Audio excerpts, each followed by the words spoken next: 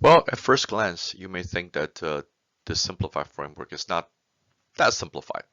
In fact, it's probably more extensive than those 8 components, as you can see described in the textbook. But the reason that I propose is for you to think about this simplified framework is because these 4 components are pretty natural way of operating a business, and if you can answer many logical questions of what the product is, who the customers are, how do we manage the business, and how do we finance our business, then you pretty much have a very good idea of how the business is like. So let's look at each component and see how we can write a business model based on this simplified framework. So I present the consideration for the different components of a business model in the form of a set of questions. Because if you ask yourself those logical questions and you can come up with logical answers, then you can see that the business model is really crystallized. So on the product side, you want to know what exactly is your product. Of course, I use the term product as a generic representation for products, services, whatever you sell, basically. And it also not only do I have to answer that particular question of what the product is, but we also want to know things like why should people buy from me? And that is the all important question of pain. So what does my product what kind of pain does a customer have that's related to my product? How would my product resolve their pain? Who else occupies the intended market space? And what special advantage do I have to bring this product or service to market? So once you answer all these questions, then the product portion of your business model can address things like the product definition, the value proposition, revenue streams, and competition. Customer is the most important part of your business model because that's where your revenues come from. Without customer, without a clear definition of customer, then you really don't know how you're going to make any money, right? So in this category, so some of the key questions are, what is the market space do I intend to serve? And also, what is the size? This is probably the most important thing in the business model. You can understand how large is the market and how would you be able to capture the market to fulfill the potential. So this is where you have to define the total market. And so this is the absolute ceiling of your business. That's the total market.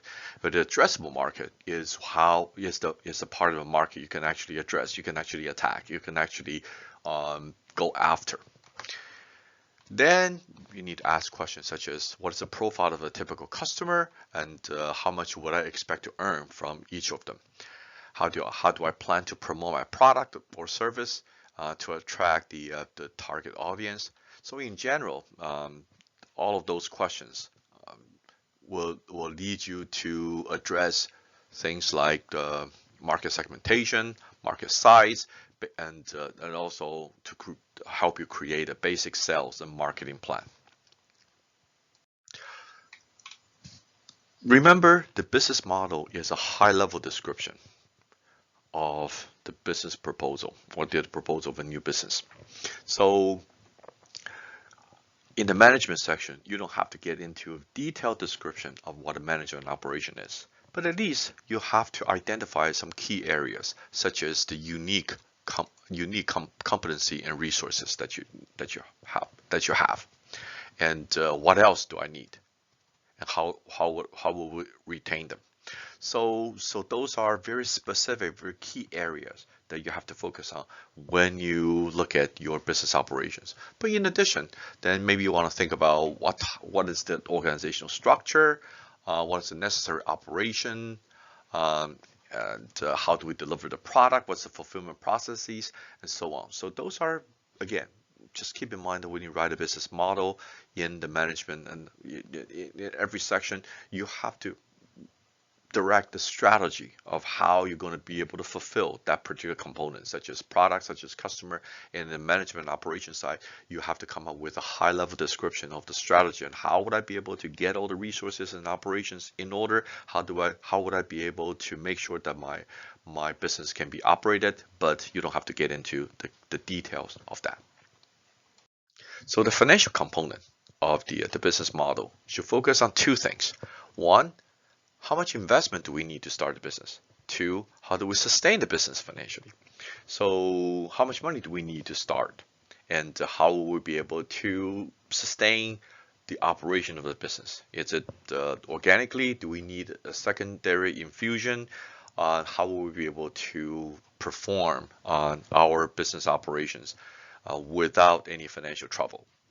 And of course, when you get into the business plan part, then you have to tell the stories about expected returns and the liquidation and so on. But in the business model, that's not necessarily required. It dependent on your financials, the financial resources. So, but it's critical to at least get a picture of how you can actually start the business and how you can sustain the business. And those have a lot to do with the finances of your business operation.